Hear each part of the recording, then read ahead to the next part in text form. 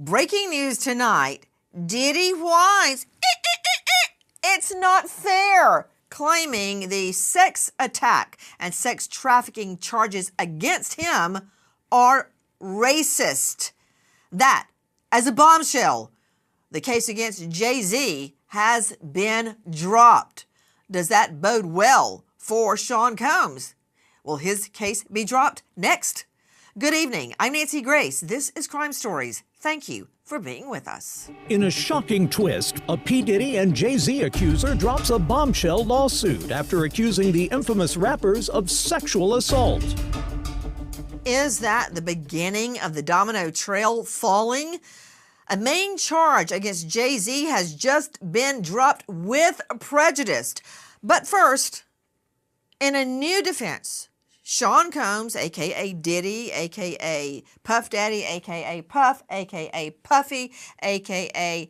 Love, it goes on, is claiming he is the victim. Not all the women that are claiming he raped them and videoed them being raped in his freak-off videos, but now he is the victim, according to him, Sean Combs, claiming that he is being targeted, that he is being singled out by a racist statute. Listen, Lynn Shaw is joining us, founder and executive director of Lynn's Warriors, a nonprofit. They do this for free, dedicated to eradicating sex trafficking. Lynn, thank you for being with us. What he is relying on and claiming that he is being singled out, that he is the victim, is the so-called Mann Act. I remember studying it in first year law school, but it was very rarely used. But then quickly it became the basis for conspiracy prosecutions, such as the one here. So in recent years, say the last 20 years, it's been used frequently. And what the Mann Act is about is to stop the transportation of women across state lines for human sex trafficking. He is claiming, Lynn Shaw, that he is the victim, that the law is racist.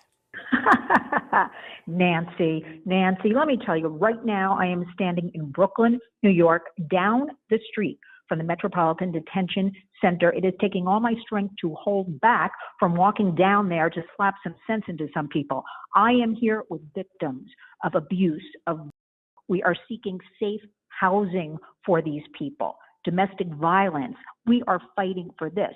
The Mann Act, the way this case will stick, and I have always maintained, is that we have to have the Mann Act enforced, sex trafficking over state lines, to make all charges stick. And then we have to go down that hole of minors. I still maintain we're not covering that enough. We're not digging into that enough. But while I stand here knowing down the street that Dirty Diddy is getting 3 square meals, and I'm standing here with survivors and we're begging just to have juice and milk and a sandwich once a day covered, is unbelievable. As far as racist with that nonsense, and Rob said it, he's very good at spinning and being at the forefront and gaining attention, and everybody's covering it. But you know what? We're covering the reality, and it's about victims and supporting survivors. And you know what? He can't claim racist because we've got somebody like a Harvey Weinstein sitting in prison, probably dying in prison. So that, just throw that right out the window. Oh, wait, you know what? I'm glad you brought him up, because Combs is arguing he's being singled out because of a racist statute that has been on the books for decades. But now somehow it's all about Diddy. There have been plenty of white guys and white women prosecuted under the Mann Act. Let me just start with a real legal term, jackass, Keith Rainier. Listen. To Lynn Shaw, joining us out of Manhattan, founder, director, Lynn's Warriors, dedicated to eradicating human sex trafficking. Lynn, same thing here. Rainier portrayed himself as a genius, as Diddy portrays himself as a musical genius. That is how they convince victims to go along with them, the way they portray themselves. But now Combs claiming he is the victim of a racist statute. You know, Nancy, they always very cleverly, these exploiters, they just flip the book.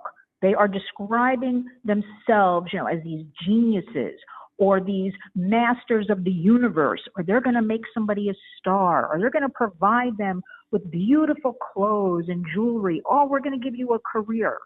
I tell you, when anybody hears that, you run the other way. They are exploiting vulnerable people. All of these men so far we've talked about all have the same traits. They take advantage of vulnerable people. They sell them a bill of goods. They are the ultimate con artists preying upon victims, brainwashing almost. And you know what? Enough. Not on our watch, not on anybody's watch.